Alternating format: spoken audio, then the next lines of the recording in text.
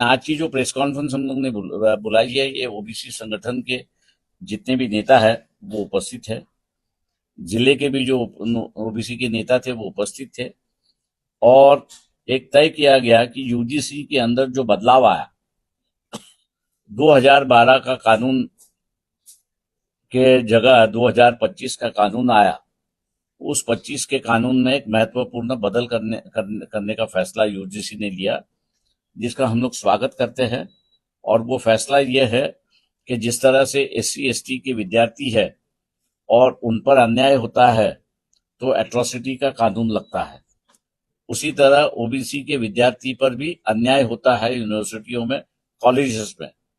उनके बचाव के लिए कानूनी बदलाव हुआ और ये कहा कि इनको भी एट्रोसिटी एक्ट के तहत इनको भी प्रोटेक्शन मिलेगा और जिसने इन पर अत्याचार किया है उसको सजा उस प्रोटेक्शन एट्रोसिटी एक्ट के नीचे के जो प्रावधान है वो भी लागू हो गया। ऐसी एक परिस्थिति है। इस बदलाव को बचाने की व्यवस्था बनानी चाहिए और जो ओबीसी के विद्यार्थी है उनका एक आंदोलन होना चाहिए। इस वजह से महाराष्ट्र में जितने भी यूनिवर्सिटीज है, मतलब पूना यूनिवर्सिटी है, बम्बई यूनिवर्सिटी है, कोल्हापुर की यूनिवर्सिटी है, सोलापुर है, औरंगाबाद है, नांदेड़ है, नासिक है, अमरावती है, जलगांव है, नागपुर है और गढ़चिरौली की जो यूनिवर्सिटी है, इन सभी यूनिवर्सिटी में ओबीसी के बैनर के नीचे यूनिवर्सिटी के कैंपस में ही बैठक बुलाई जाएगी। ओबीसी के विद्यार्थियों की बैठक बुलाई जाएगी, प्रोफेसर ओबीसी के जो है उनको भी बुलाया जाएगा।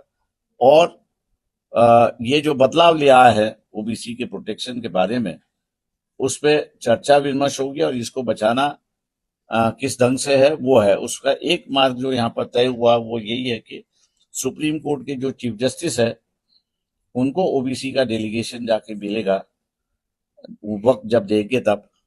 और यही पूछेंगे वहां पर कि भैया हर बार जब ओबीसी को किसी प्रकार का प्रावधान होता है, कानून बनता है, तो सुप्रीम कोर्ट में स्टे लगाकर कई सालों तक वो चलता है, उसकी इसेंस जो है वो निकल जाती है। तो ऐसा ना होते हुए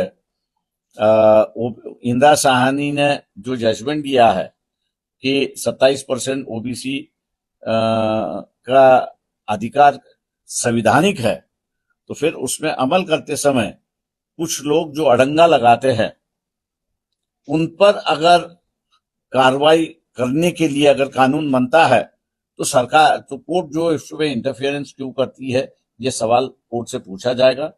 और हम अपेक्षा करते हैं कि सुप्रीम कोर्ट जो है वो हमको वक्त भी देगा और उस सवाल का जवाब भी देगा, ऐसा हम लोग मानते हैं।